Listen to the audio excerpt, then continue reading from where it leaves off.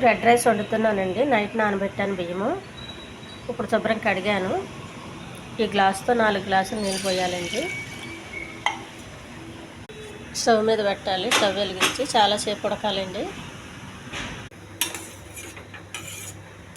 ఉడుకుతుందండి brown rice, ఇంకా కాసేపు ఉడకాలి.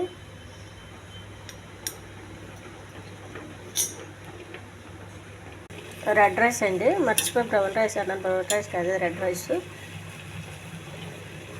దగ్గరకు వచ్చేసిందండి. ఈ నీళ్ళు ఆవిరయ్యే వరకు ఉడికించాలి. ఈ ఛానల్ నచ్చితే సబ్స్క్రైబ్ చేయండి, షేర్ చేయండి, లైక్ చేయండి.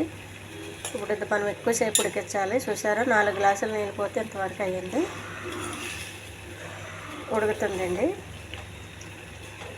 ఈ అన్నంలో పప్పు ఆకుకూర బాగుంటుందండి, చికెన్ కర్రీ బాగుంటుంది. ఏమీ లేకపోతే టమాటా చట్నీ కూడా చాలా బాగుంటుంది.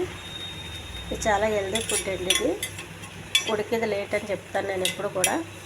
మిగతా వాళ్ళు ఎలా వండుతారు నాకైతే తెలియదు. నేనైతే చాలా టైం తీసుకుంటుంది ఇది ఉడకడానికి అని చెప్తాను.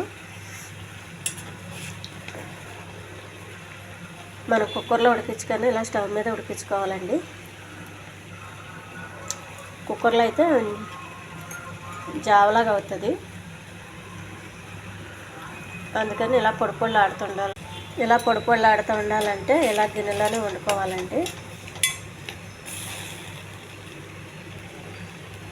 మాడకుండా చూసుకోవాలండి, మాడితే అసలు తినలేము.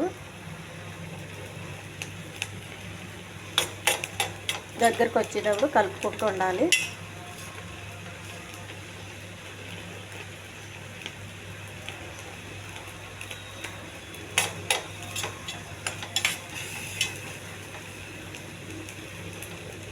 సిమ్లో పెట్టేయాలండి, మంట హైలో పెట్టద్దు. హైలో పెడితే తొందరగా మాడిపోతుంది, జిగురుగా ఉంటుంది కొంచెం. ఇది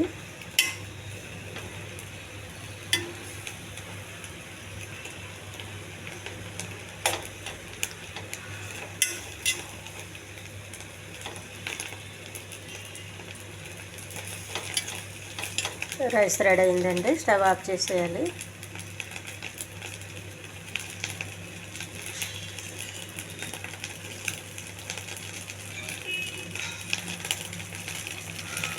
స్టవ్ ఆపేయండి. కొద్దిగా వాటర్ ఉందనగానే ఆపేయాలి, లేదంటే మాడిపోతుంది. ఇంకా వేడి ఉంటుంది కదా, ఆ వేడికి గిన్నె అంటుకుపోయి మాడిపోతుంది.